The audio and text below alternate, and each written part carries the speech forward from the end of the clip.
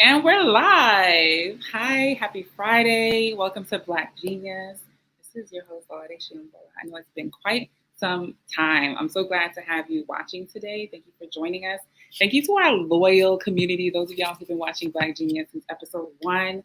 We appreciate you. You will notice some changes. I know I'm still, in the process of shaving, shaving the head, trying new things, just, getting some truth and some blessings for a new phase. So let me know what you think about my new look in the comments.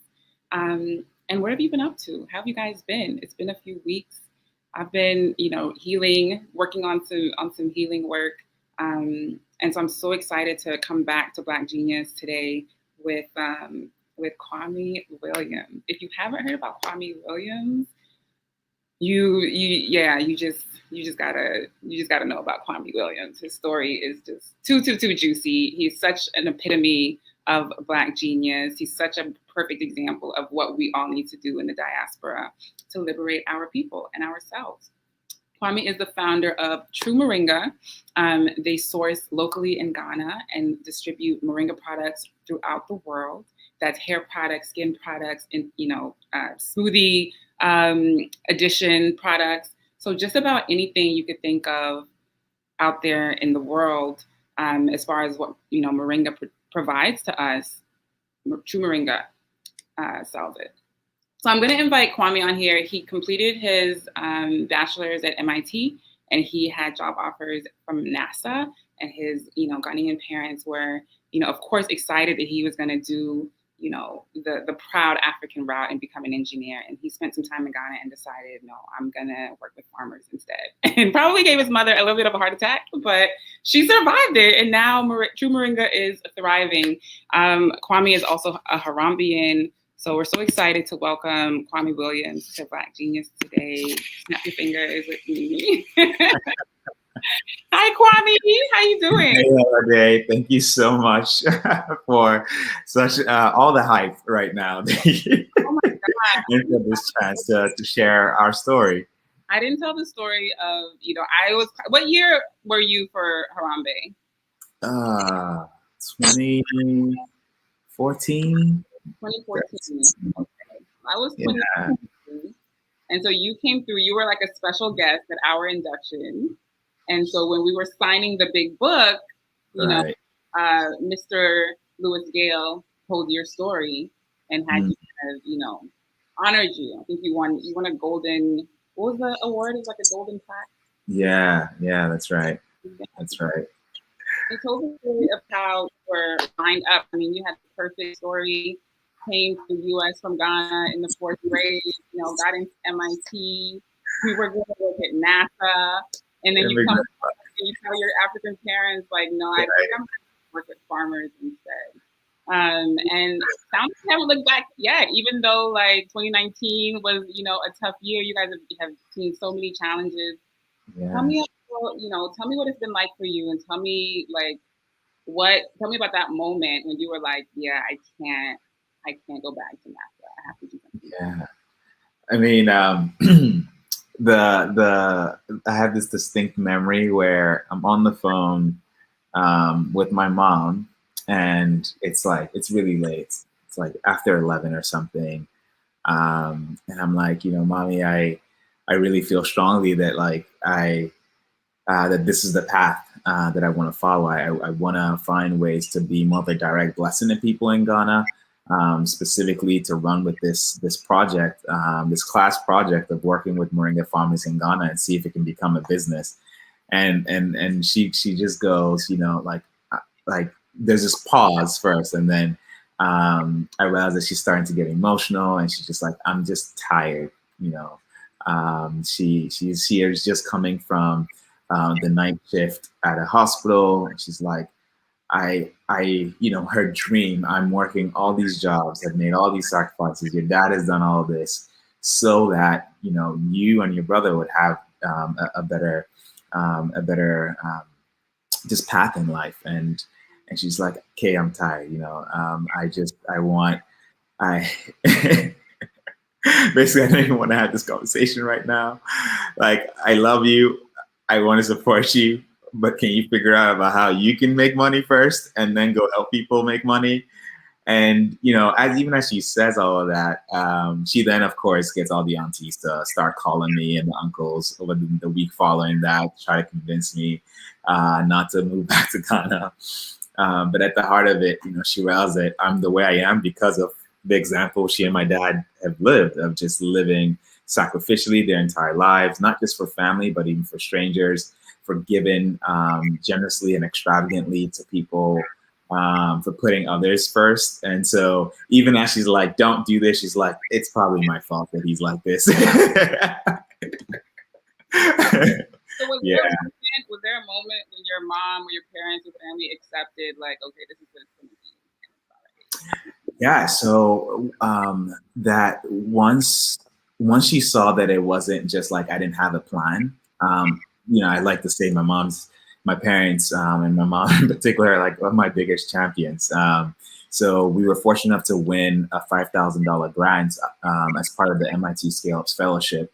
And so once I was like, hey, we have some funding to try to make this more of a real thing, you know, her reservations started to decrease. And then it became like, what do you need? And I'm like, well, $5,000 is not going to give us office space in Ghana. It's not, it's, you know, we're basically, we need so much more. And she's like, okay, take the house that's not completed, turn it upside. Like we broke walls, we fitted things. So that was the turning point. When she was like, you can use the house in Galway. Exactly. That's when I knew, like, all right, she's bought in. She's locked in more than I am. She's like, break the wall, call the electrician, get the plumber. Like, what was it about the premise of True Moringa that you think might have sold her, and what was it that got you guys your $5,000 grant? I think you know, on the MIT D-Lab perspective, you know, D-Lab strongly believes that historically people have done development wrong. And specifically, we tend to design things in the West and other parts of the world and then just plop it down to the poor, starving country, right? Rather than really see people as co-creators and partner with them.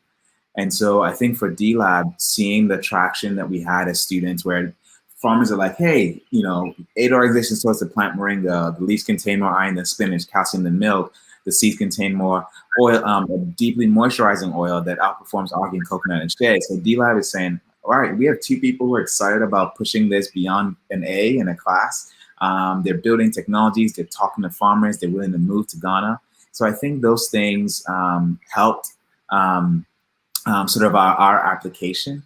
And for my mom, I think she fundamentally understood the reality that there's so much opportunity on the ground in Ghana. There's so much underutilized opportunity on the ground. And for us, Moringa was really just a starting point to say, how do we take all these, you know, what in the West we tend to call superfoods, but here locally I tend to see as underutilized, forgotten crops. And how do we take them to use them to improve the lives of farmers? How do we take them to improve our health as customers, our personal care as customers? How do we create jobs through these crops? And so I think the sort of the stars aligned where we realized that there's so much opportunity here. And she knew that I would not turn back from it without at least knowing where it will take us. And you've been in Ghana since 2013. That's right. That's right. So pack my bags, 2 suitcases, move back.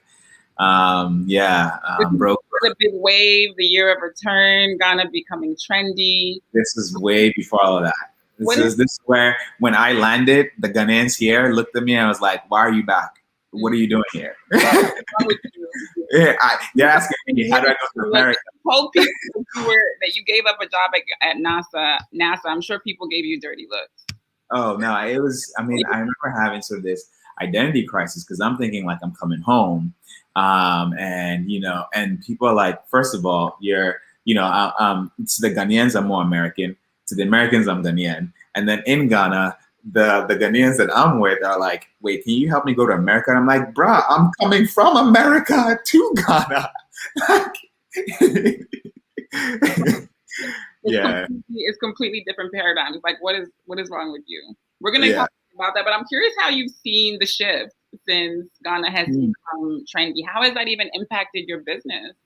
Yeah, I mean, I think there have actually been a couple waves of returnees, if you will. So people from the diaspora moving back home, and sadly, it's with a ton of. Sadly, a lot of them go back, and they do that because I think we tend to romanticize the move back in a way that's not helpful. So it's like move back, so much opportunity, but people don't talk enough about the hardships, about the heartaches, about like you're in a capital city and your electricity, your water, and your internet are going to be inconsistent. You go to the government office or even a private sector place, and the person who gets paid wants you to pay them to do the job they get paid for. Like and people end up leaving out of frustration. And so I think what I like to say is like there's a ton of opportunity, right? Every problem is an opportunity to create value for people and to and as a result, there's also like headwinds, right? That you have to deal with in taking hold of those opportunities. And so I've seen different waves. I think this most recent year of the return wave, which was the end of 2019, was special in that this was the first time the government really got behind it, really supported it. There's so much more marketing and some amount of policy shifts. And so, yeah, I think a lot of people who have started to come back post 2019 are seeing the opportunity and also are being a bit more realistic about like, how long is it going to take for me to build this thing or to integrate life back in Ghana? And do you think that, that the benefit from the returnees has been sufficient for the indigenous folk? Like, so folk who are not like your upper class, I tend to refer to our population as the transnational elite, right? People who have access to both worlds and live in a completely different bubble of a world than, than the average Nigerian or the average Ghanaian or the average South African. And so when we think about the returnees, I'm curious, you work, hand in hand with farmers, right? So you know what it's like to be a local Ghanaian. How have you seen locals, your farmers, your team members respond to the transitions from, these returnees?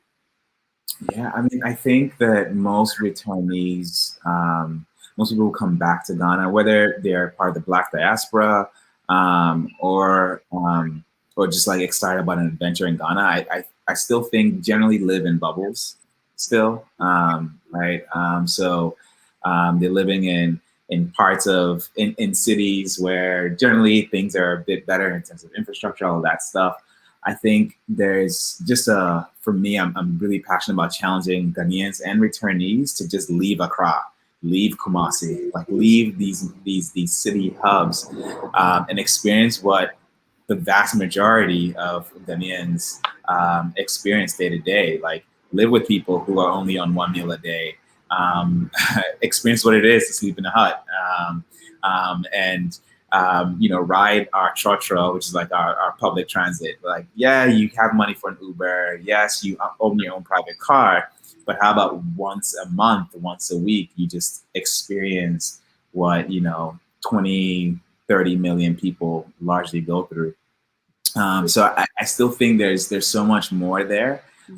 Even for me, like, just something my wife is Korean American, and she rode trotros like for the first 3 years of her being in Ghana, and loading taxis. And so like we really try our best to the only way you can journey with people is if you can build empathy for people is if you journey with them. And I think that's really at the heart of what more of us can do every single day. This reminds me of the story that you told in Bretton Woods about the farmers that you met with when you went to Ghana for your class project. Can you tell us a little bit about like that meal, that conversation? You talked about farmers you were working with who just didn't have anything. Yeah. Well, I think two stories come to mind. The first one was before I knew anything about Moringa. I was with students who would come from all over the U.S. As part of like a Christian service trip in the northern part of Ghana. And, you know, we had been meeting with a group of guys over a couple of weeks at this point. And, and one day I just thought to ask, I'm like, hey, you know, I always see people walk past going to get food, but like, we're meeting now, so you're clearly not eating. So like, you know, what's up? And the sad reality was that, you know, he was living on one meal a day. And I just realized, like, you know, after this time that we're gonna have of praying and reading the Bible together, I'm gonna go have an amazing dinner. This is gonna be my third meal of the day. And that's when I really started to realize that I'd been blessed with so much, and there had to be more that I could do, even beyond this Christian trip and beyond what I'm studying at MIT, to have a more tangible impact on the lives of day-to-day people. And the second story I think that this brings to mind is the first time I had the opportunity to actually put money in the hands of a farmer for their moringa seeds. And it was just beautiful because, you know, she starts telling me about how this income, she's going to use it to care for her kids and buy inputs to expand her farm. And she was just, you know, thank God for you guys. Thank God for the work you do. So it was special to see her be moved to be filled with so much joy and dignity. And she added, you know, she's actually going to go and buy chairs so that, you know, the next time I visit, right, I have a place to sit at her home, right? And it's just, it like, you just don't think about these things, like how like being able to receive friends and guests was a part of the dignity that she longed for, right? So I think those are like very formative experiences that cemented for me that, no, Emily, my co-founder, and I need to keep building this thing up to serve more and more farmers. And it's been special that now we serve 5,000 farmers, and we're actively trying to get them all to a place where they're really experiencing more transformational income. And that's the hard work we still have ahead of us. Wow, and you guys have done an incredible job. I was listening to one of your interviews, and you talked about Kiva loans and, you know, how you've like been able to fundraise, crowd raise, like do all the things to just keep going and to keep impacting lives at the level that you are. So we're going to come back to all of that. I want to talk about your upbringing, your early days in Ghana. Are you guys from Accra? Is your family from Accra? Yeah, so my dad is from the Ashanti region. Like his peoples are from there. So the Kumasi area is the capital city of that region. And then my mom's family is from Osu, kind of like the heart and soul when you're trying to chill in Accra. But yeah, I was born in Accra, grew up in Accra. I was this, you know, the nerdy kid that just loved anything that flew, like birds, insects, planes. I was geeked out about stuff like that, and broke everyone's toys because I was always trying to figure out how, you know, mechanical things work. And then had the chance when I was in the 4th grade to immigrate to the U.S. I think my parents were like, I sang on the entire like 10-hour flight to JFK. So I was definitely annoyed everybody on the plane. Wow. But you know, I landed. My first meal was a McDonald's Happy Meal. I'm thinking like this is heaven. Not realizing how difficult this first generation immigrant journey is going to be, in particular for my parents, who, you know, sacrificed all their jobs and, you know, as middle to upper income professionals here in Ghana to start over, all because of my brother and I. So that was sort of the you know, our humble beginnings from Accra, and then becoming a kid that's living off of free and reduced lunch at you know, in public school in the U.S. You know, my parents trying to figure out how to care for us and also send money back home because everyone assumes once you're in America, you're rich all of a sudden, just so far from the truth, you know? So, you know, we just had, a small family that had a big heart to care for people. And I got to grow in a home where my parents also just loved God and introduced us to him. So that became a very core part of how we did life and how we shared our lives with others. So that's kind of how I grew up. So are you the oldest or the youngest? I'm the youngest of 2 boys. Youngest. So yeah. we're talking about how You're talking about how the American dream wasn't quite as dreamy as you thought. When did you realize this? Like, what was the moment where you were like, okay, this is not heaven? Yeah, I think when I saw my parents start job searching, that's when it really hit me. You know, I saw, you know, my mom had been in banking for 25 plus years, was in the management at a British bank here in Ghana. And they're like, you can start as a teller in America because you're coming from Ghana, from a country I didn't even know where it is on the map, right? It had nothing to do with her abilities, her competencies. And seeing her come after, you know, interview after interview, come home and just realizing like, this isn't the land of milk and honey, this like amazing, perfect dream. No, this is going to be, you know, a fight. And she ultimately switched industry. She actually went into nursing. She's like, all right, a lot of Ghanaians had found success in becoming registered nurses. So she took their advice and went back to school. So now, you know, she's schooling, working 2 to 3 jobs at different points in time. My dad's the same, schooling, working 2 to 3 jobs at different points in time. And all of this still just only qualified me for free and reduced lunch. So like you can just imagine, right? Like how Yeah, we were on free lunch too. We were on free lunch too. So I feel you. I telling you. Free lunch. So Maybe I would have gone that's hungry. when it clicked. So, Yeah. so tell me about because you grew up loving to make things fly or to play with things that flew, Right. and now you're working in agriculture. Tell me about your journey to pursuing the study of aerospace engineering, and how what does that mean for you now in your Moringa journey? Yeah. So once I learned that aerospace engineering as a discipline existed. This was high school in the US. I just set sights on, all right, where's the best place to learn this? And I realized that was MIT. And so I applied and was blessed with the opportunity to get in. Wait, talk about getting the MIT acceptance letter. So it was really special because I actually had a teacher who basically said, I don't think you can get in.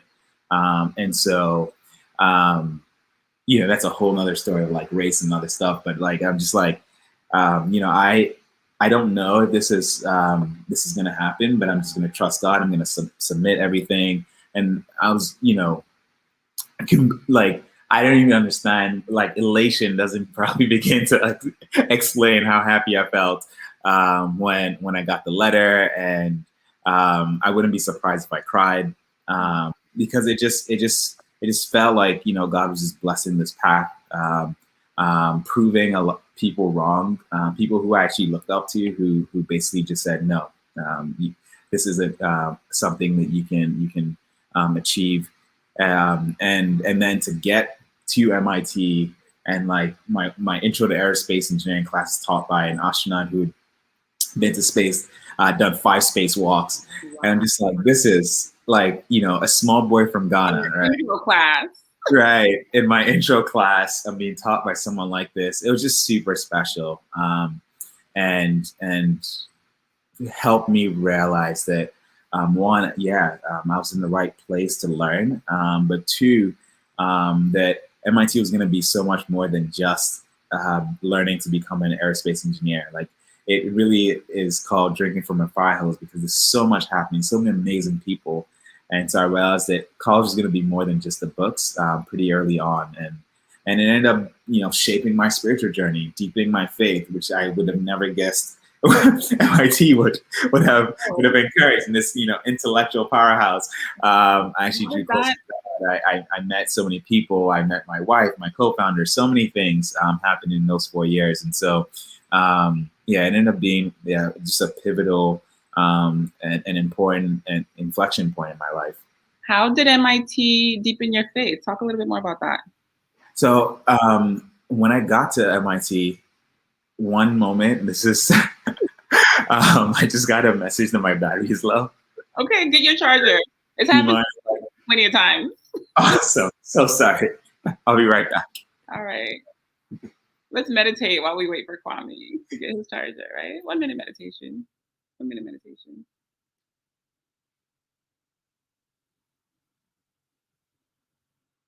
Deep breath.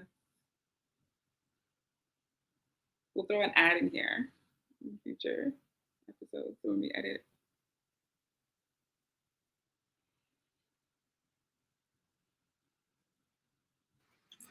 And we're back. And we're back. See? Okay. So you had asked this, how did MIT deepen my faith in God? As I, reflect on that, the reality is when I got to MIT, I'm like, freedom! I joined a frat. I got just building my social network, right? I'm away from, immigrant parents are amazing. They have like a hawk eyes. Like they know when you're trying to, play around and do anything stupid. So I'm like, I'm just going to explore like what college life is about. And I actually ended up in my fraternity and outside of that, meeting amazing Christians, people who approach God with both their mind and their heart. And so I start, asking all these tough questions that I've just never had the chance to explore about, the reason for God and around like how God and suffering, exists, like just questions that I've always heard intellectually and just put aside because of the African Christian tradition is all around like faith, while downplaying sort of the role that our minds play in faith.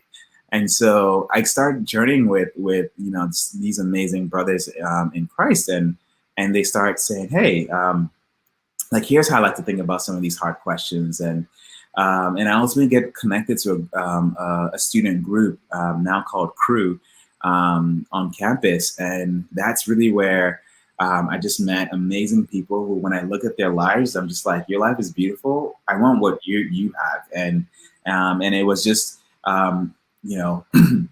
starting to see how their life was anchored in God, and I'm like, I grew up as a Christian, and now I have the opportunity to really make that faith journey my own, and journey with people, right? So rather than this binary thing, Christian, non-Christian, just understand how everyone is discovering themselves, right? And discovering who God is. And so I just started that journey, and community ultimately drew me so much closer to God and helped me realize that He's relevant in everything, not just a Sunday morning for 2 hours if you're at a non-Black church, and like for 5 if you're at an African or Black church.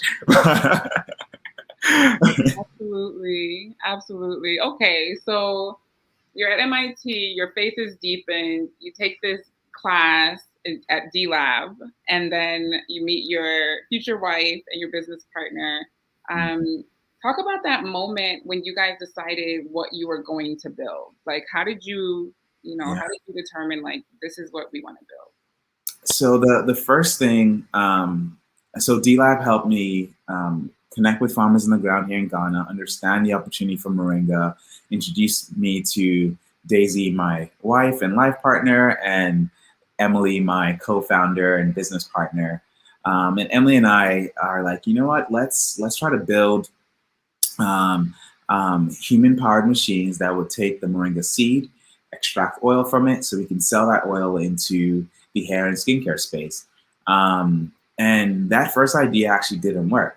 We built small-scale machines. We showed it to farmers, and the more we listened to farmers, the more they told us, hey, I think you have this wrong. Yes, Moringa is awesome. Yes, we need to extract oil from it, but I also only have like 3 or 4 trees in my backyard, right? So like, how are you going to help me farm Moringa more commercially? And then when is the motorized version going to come? Like, we built these human-powered things that we thought were the dopest things ever. You step on a foot treadle, it tumbles the seeds, it removes the skin. And the farmer's like, who are you expecting to step on that foot treadle? Like, so like, after some very needed real talk with farmers on the ground, right, as co-creators in this, we realized that what we needed to build was a vertically integrated supply chain. And, that's kind of business lingo for like, we need to help farmers grow their Moringa as well, as best as they can. And then we needed to centralize processing to guarantee like the quality that customers would require. And then we needed to connect this product that we get to make with customers, whether it's individuals who want to use our products or other companies who want to integrate our products as part of their own lines. And so that's sort of the evolution. So the first thing didn't work, which was machines to farmers. And the second thing, which is what we do now, that's what got traction and has continued to grow. But now you have, quite a few components to the business. So walk us through, the beginning. Like what was the first thing you built? What was the second thing? What was the third thing? Absolutely. So True Moringa has sort of a lot of different sort of pillars, if you will, that bring it all together. The first thing that we built is sort of the production part of it. So by production, I mean the farming. So connecting with farmers directly, teaching them how to grow moringa, how to scale from 5 trees in their backyard to 500 on an acre. Really trying to empower farmers to be the best farmers possible.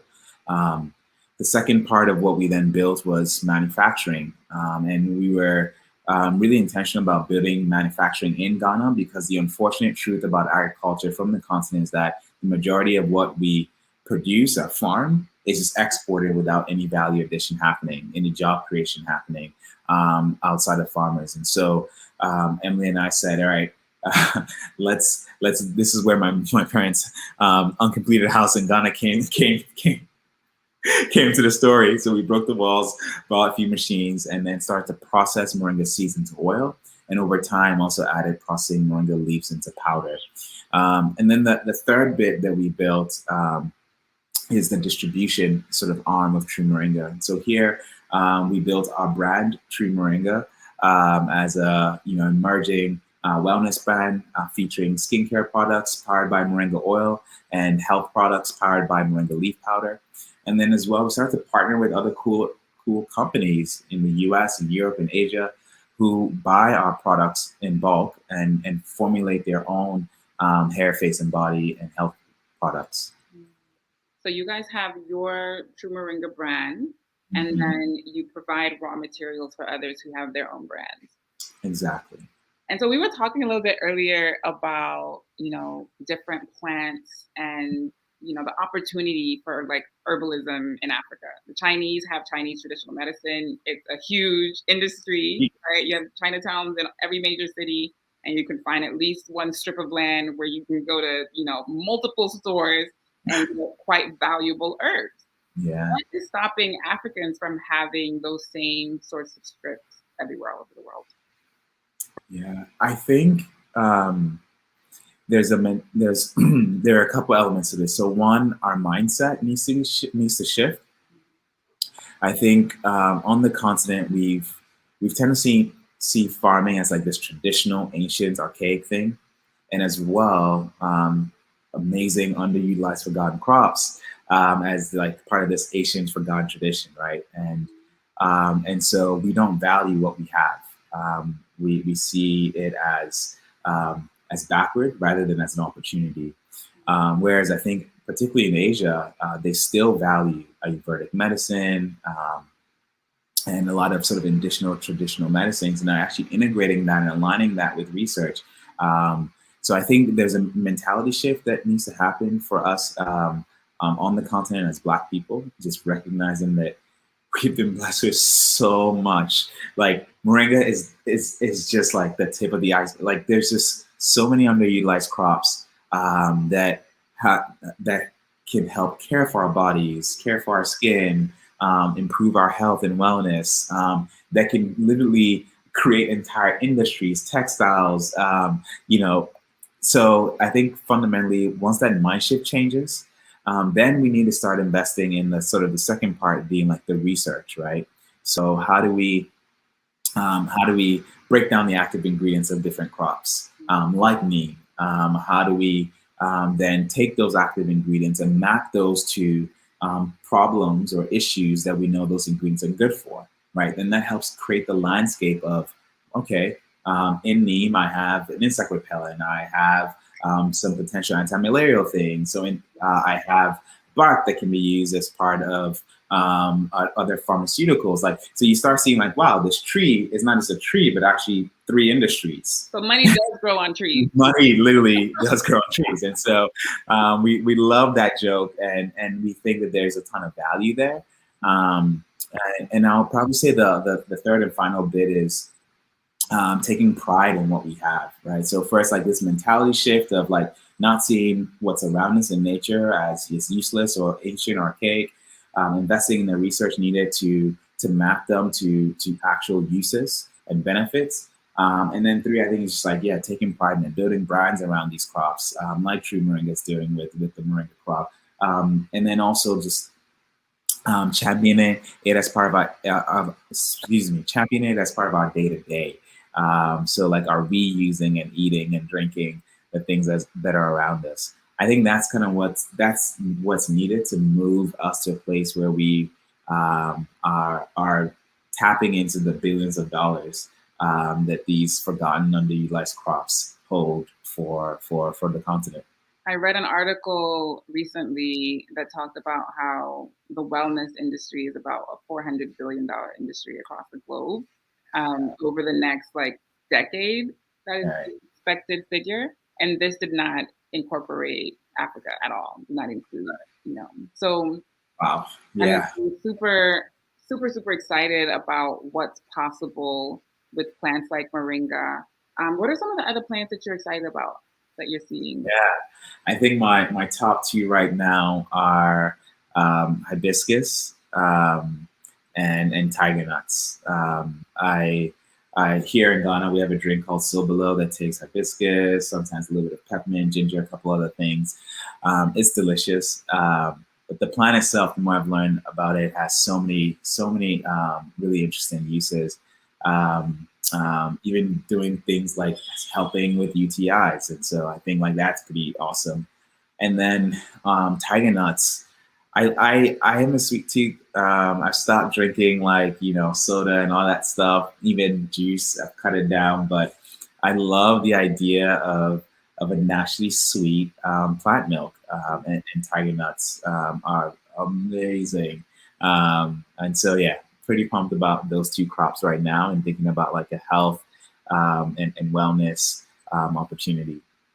Yeah, and I was telling you earlier how these are two things that I swear by. And I'm just like so excited for the opportunity to be able to go into any grocery store anywhere in the world and pick up a bottle of tiger nut milk, like made in Ghana, made in Nigeria. Right. You know, my goodness, so many questions. So as far as research goes, I don't know if this is something that you guys are investing in, but I'm curious about what you see, on the landscape on the continent, whether in Ghana or beyond, for research into the medicinal properties and the benefits of, a lot of our underutilized crops and plants. And I'm also curious to know if you've seen a shift in the mindset since you landed in Ghana, right? You've seen other similar companies pop up, and just talk a little bit about the landscape in regard to this. Yeah. So on the research landscape, I think there's an opportunity to learn from something actually the schools in the U.S. have done really well, like MIT, for example. This business that I run, right, day to day, was a class project, was a research project. And so True Moringa is literally a spin-out out of MIT and Harvard. And I think that's the opportunity for us on the ground, where you have our tertiary institutions. So many people will research all these crops and write thesis papers, and then it just lives in like that. in a desk, probably ends up getting trashed at some point because it's so old. Or even if it's been digitized, it just lives there in a portal that no one's using. So I think we need to start thinking about, are there small grants like I received that helps this person who has dedicated a whole year to this thesis test it out as a business opportunity, test it out as whether it's a pharmaceutical and industrial application. So I think that's the opportunity in thinking about how research can accelerate our use and care of superfoods that grow here on the continent. And then in terms of the shift in sort of consumer behavior, yeah, we're starting to see more people get excited about eating more natural products and ingredients, about organic as kind of a world of products and ingredients. So I think locally, you're seeing more of that happen in here in Accra, where we sell quite a bit of our stuff.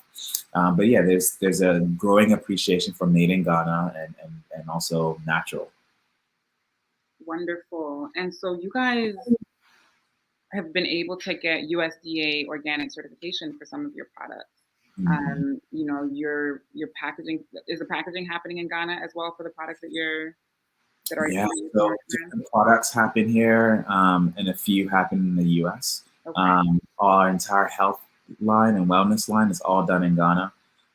For some of our beauty skincare products, sadly, because we don't have the packaging infrastructure here locally, we have to do the final bottling in the U.S. So talk us through the process of getting that USDA organic certification.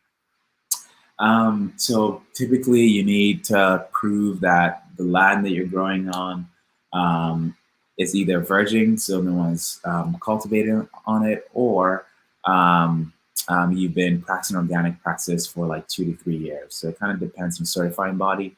So there's a time, as with everything in agriculture, there's sort of a time factor. And so once we were able to prove those elements, there's certifying bodies now pretty much all over the world. And thankfully, one of them actually has an office here in Ghana. And so it's able to come out, do their audit, verify that. And you know, organic certification is this interesting space where, you know, you have customers and brands saying, hey, we want to see that's organic. But you also realize that, like, if you have to be intentional about making sure that any premiums go all the way to the farmers, right, who deserve it most. And so, you know, we are, you know, sort of fair trade in everything that we do, but we're not fair trade certified, just because we want to be in control of about how much more we want to give our farmers, and want to give them what they actually tell us they need. And with organic, it has been helpful in connecting us, particularly to European customers who care a lot more about things being certified organic. Wow. Um,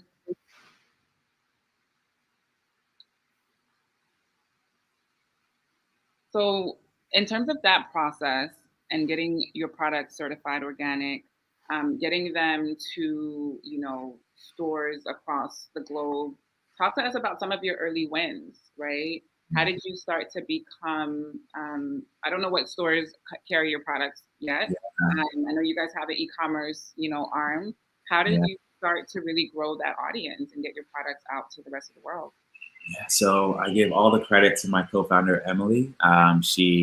So when I moved to Ghana in 2013, and when we got started operationally in 2014, Emily said, "All right, well, I will hold the fort down in the U.S. I'll start building connections to stores, start build out our e-commerce strategy." And so, you know, now she's built up TrueMoringa.com, which allows us to, you know, supply products to anyone in the U.S. We're also shipping internationally from the U.S., so that's been pretty awesome to see her create that. She's built up our Amazon, so we're also available there. And then the big wins in terms of store chains, she helped close Whole Foods in the New England region. Anyone that's sort of in the Massachusetts area and surrounding states, we're in some of the key Whole Foods there. She's closed Farmica, which is a beauty retailer that's pretty big on the West Coast in particular, but they are nationwide. The exciting thing is, as we kick off this year, we've also closed Costco online. And so now you can shop True Moringa when you go to Costco.com. Wow. So if you know, if you're to look at the herbal, you know, the wellness landscape 100 years from now from the continent, what would you expect to see?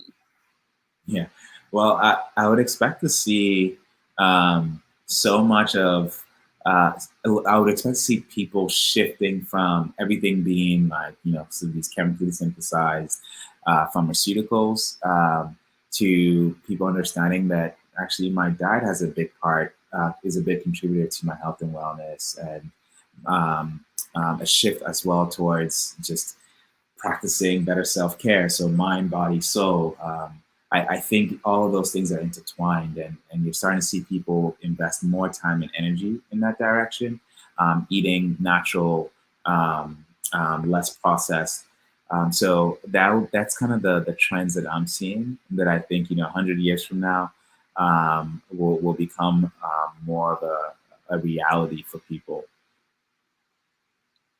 So from here, I want to go back into a bit more of, your personal questions, right? The stuff about, when I asked you a question about the film that you would make, if you had a blank check, you said you would make a film about George Washington Carver. I want to hear more about that and other people who inspire you. Yeah, Dr. Washington Carver is just incredible. I honestly didn't know much about him until until the deadline of my MIT Scales application. It's like, it's due at 12. I'm cranking it out, and this is to get the first $5,000 to start Moringa Connect. And I don't know what I searched, but it ends up taking me to a biography of him. Mm-hmm. And that's when I just fell in love with his life. He grew up a slave. He grew up actually with health challenges. He was kidnapped. Excuse me. He and his mother were kidnapped. They never found her, but ultimately his owner at the time was able to buy him back. It's just crazy to think about, like, that's like the beginning of your life. And he ends up becoming like one of the most important scientists and botanists in the world and in the US at the time. He created over 300 uses for the peanut, over 100 uses for the sweet potato.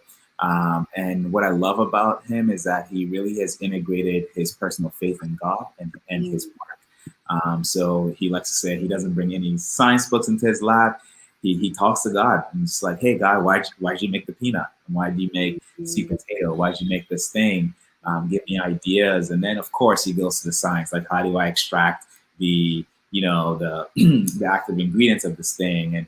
And it was just this, it was special because he was the first person I read who had this so much prominence, who also actively walked out their faith in God and literally changed the world. Like, he is credited to have single-handedly, transformed the Southern economy.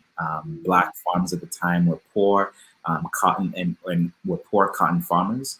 Cotton wasn't doing well because the land had been depleted. And Carver was like, all right, well, let me create uses for other crops so you can switch from cotton and increase your incomes and improve your lives. And it's been special for him now. He's like my idol. Like, I don't get, this is like the first time I'm actually getting to share about him on some type of podcast. So I appreciate you giving me the opportunity. But Dr. George Washington Carver's story is special and not told enough. Mm-hmm. And I love a quote that that's become like a mantra for me. And he says, like, when you do common things in an uncommon way, you will command the attention of the world. And I think for me, that's really special. Wow. What a Black genius. What does Black genius mean to you? Well, I think Carver is a Black genius, quite literally a genius. Like he was so smart. Henry Ford tried to poach him from the Tuskegee Institute. He was like, hey, come work with me. Like, I'll give you more money, more fame, more everything. And Carver's like, I'm good. I really wanted to be helpful to the Black community in the South. But now actually answering that to me day to day, I just feel like as Black people, oftentimes we are told all the things that we're not, and often sort of beaten down. And I love this phrase that I think you've really harnessed and championed in Black Genius, because it challenges all of us to say, what is the special thing that God has put in us that we can hone in, master, and share with the world. So when I think about Black genius, I don't just think intellectual sort of competencies and capacities, but really just walking out in the talents and the gifts that make you special and make you relevant and making the world a better place.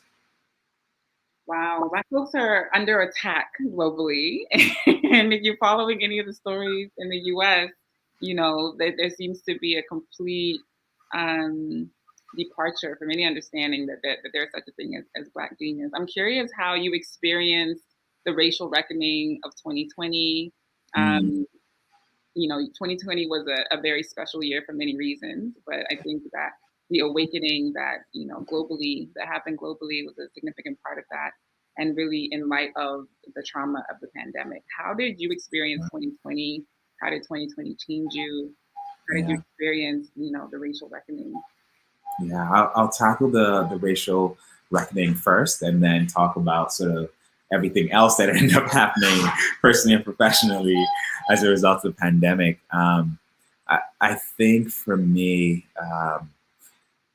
like being at home, seeing video after video, and in particular, George Floyd's death, it changed, it snapped something inside of me. I I cried multiple times in the week following seeing that video, then was moved and filled with a ton of anger, um, and also fear. Just thinking about moments where I've been a black man in the US, where I've been the one jogging in a largely white neighborhood, where, all these different scenarios you start putting yourself in. And what it did was challenge me to recognize that I've also been blessed. I have privileges that most other black men don't. I'm leading a company that's raised capital. I have a brand and a voice and a platform where the people who follow our social media. And so my co-founder Emily is amazing. She's like the wokest of the woke. As a white woman and partner with me on this journey. But we just committed to putting our money where our mouth is. So we started to actually donate quite significantly to racial justice organizations. And as well, we just started to leverage our social handles to talk about and bring awareness to things that we know so many people out there just didn't know about and are actually looking to become allies, right? But they didn't know where to start. So that was really special for us to go through that journey, for us to realize we can do more than cry and be angry and feel afraid. And so that was the, I think, important shift that happened for me as I think about the racial reckoning and start to talk about this stuff more vocally with investors, right? And most of my investors are majority white. And white men, actually, to even be more specific, right? So it's been special, to journey with people as they start to understand what life is like as a black person, as a black man, and I'm grateful. Ultimately, this week, just reflecting more the recent good news of Derek Chauvin being found guilty, right, of all 3 counts. I think it just cements the fact that accountability is starting to happen, and we pray that sort of justice in its fullness can happen for so many people. So that's on the racial reckoning side, that everything that we've experienced and I've been processing through. And then with 2020 generally. And then with 2020 generally, it was sort of a year of adversity and crisis for a lot of people all over the world, and for us, our crisis started in 2019. We had a farm fire that took away produce from 15,000 trees, a factory fire that burned down and sort of took away over 200 jobs that we provide here locally. We had unfortunately, one of our staff had a health complication and passed. Someone broke into our office the day after Christmas and stole a bunch of stuff. A flood happened on one of our fronts. So it was just 2019 was just this mess where I was this is, sort of sort of hell right now as a leader trying to navigate those crises. And then 2020, of course, COVID hits. And so we're thinking 2020 is going to be this glow up year. 2020 is a year. Right? And then pandemic revenue, we lose, 60, 70% of our revenue in the first few weeks. And then when we kind of calculated it all, it's over 90% of our revenue just froze. So I think 2020 has just been this big crash course on resilience, on understanding um, um, just how important it is to care for our mind, our bodies, our spirit, our relationships. So I've been more present as a result of being locked down at home. Been more present as a husband. More daily walks with my wife, spending the non-negotiable time with God in prayer and reading His Word. Trying to be more intentional about calling family, exercising, taking care of my body, and drawing energy from that, and um, learning how to lead, how to just be transparent and humble and say, I don't have the answer, right, to our team, and like how can we collectively figure out what do we start, what do we stop, what should we continue to do. So a ton around, of course, leading through crisis, around self-care and wellness, around deepening my faith in God. I mean, my wife and I ended up getting sick with COVID at one point. We ended up having a miscarriage at one point. This is all 2020. A group of my colleagues were attacked by armed robbers at one point. So like when I pause now in 2021, I'm looking back. I can smile and as I talk about it, but they were very hard and dark days where I had to go back to my why. I had to say, God, I just trust you and I surrender everything to you. I had to cry on the phone with my mom and my loved ones, and to pray with them. And I had to be in those meetings with our team, just trying to figure out, well, all right, what do we do? So I feel like 2020 was a special year where we got stronger, not because things went well, but actually entirely because a lot of things didn't. And now we're seeing the fruits of that. As a business, we've grown 3x. My marriage is the happiest it's ever been. My relationships are the healthiest they've ever been with my family. I mean, so sometimes you need that stressful crucible to make you the best you, and right, gold gets purified in fire to be appreciated and become this most precious metal. So that's sort of my reflections, I think, about 2020. Wow. What is your advice for founders, dreamers who want to especially work on the continent? Yeah. First thing that comes to mind is it's going to be a marathon. So like any illusion of I come set up this thing 2 years, 3 years max, it's making money, it's profitable, and go to the next thing. Just drop that. I think the second thing is to come with humility rather than to think that rather than hubris, right? To come saying, what can I learn from people here? Even when we see things that are obvious that are inefficient, we feel like shit, this is stupid. Still just pause to understand the why and journey with people there. I think the third thought would be community is really powerful. So to think hard about finding even just a handful of people, 1 or 2 people who can be in your corner, who can encourage you, who can challenge you, who can call you out when you're doing something stupid, who can love on you and celebrate you. For me, I find that community in people that I go to church with. But like just finding that community professionally, personally, spiritually, I think is really helpful in order to actually run the marathon.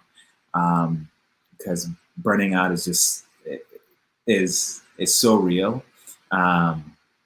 And yeah, community is a magical bomb when that starts to happen. Yeah, I think those are the main things that come to mind. You're taking us to church today. All right, Pastor Kwami, thank you. Thank you for the gospel. That was a whole word. Okay, my last question, because I'm just taking all the time. I don't even care. I'm just gonna keep going forever. My last question is, what does Black liberation mean to you? I was thinking about this, and I think the thought that came to mind, or comes to mind, is when Ghana gained its independence, Dr. Kwame Nkrumah gave this speech where he says, Ghana's independence is meaningless. That's our political independence, meaningless, unless we see other countries as well gain independence politically. But even more, if you read his literature, how do we gain independence spiritually, emotionally, mentally, economically? And so when I think about Black liberation, I think, one, we have to acknowledge that the reality that we live in a world where Black people and Black nations are largely not prospering. We're not thriving. And so when I think about being liberated, I really think about this world in which, as Black people, we take pride in who we are, in our culture, in our music, in our traditions, in our food, where we use the things that we've been blessed with and excel at that, where we own the resources we've been blessed with on our continent, and especially the natural resources that we've been blessed with on our continent. A world where we are exporting our culture in a way that's celebrated, rather than it's something that's relegated. So I think those are like the different pictures that come to mind. Of course, Wakanda is the fictional version of that. But I really do think there's a world in which we can build together, where that is a reality. Wow, I look forward to that world. That's the world that we're creating in our work at Nor Labs through Black Genius by bringing together the visionaries, the future Black leaders of the world. So I'm so, so grateful to you, Kwame, for sharing your story, your vision, your dream, your talent, your genius with us. If you enjoyed this, please make sure you share it with a friend, a family member, a parent, especially. Our parents' generation really need to hear the good news, and our younger generations need to hear the good news. If you want to support Nor Labs, Nor Press, go to norpress.org. There's so many different ways that you can get involved in our work. You can make a donation, norlabs.org/donate. You can become a part of our team, our community. Send us a message if you'd like to get involved. We love you. We appreciate you guys. Eat your greens. How can people get some True Moringa? Yes. So if you want to follow our work, we're at True Moringa on all the social handles, Facebook, Instagram, and Twitter. And to get your hands on some True Moringa skincare and wellness products, go to truemoringa.com. Enjoy hooking yourself up. Actually, you can use my discount code. I was just about to say, can we get a discount for Black Genius listeners? Right. Just put in Kwami 15 and hook yourself up at 15% off, right? Thank you for giving us the chance to share our story. I just love everything that you're up to with Black Genius and with Nor Labs. Thank you so much, Lolade. I appreciate you. I appreciate you, Kwame. Thank you for watching, everyone. Drop a comment, send a message, let us know how you're doing and what you thought of this episode, and share it with a friend. We love you. Talk soon. See you on the next Black Genius. Bye.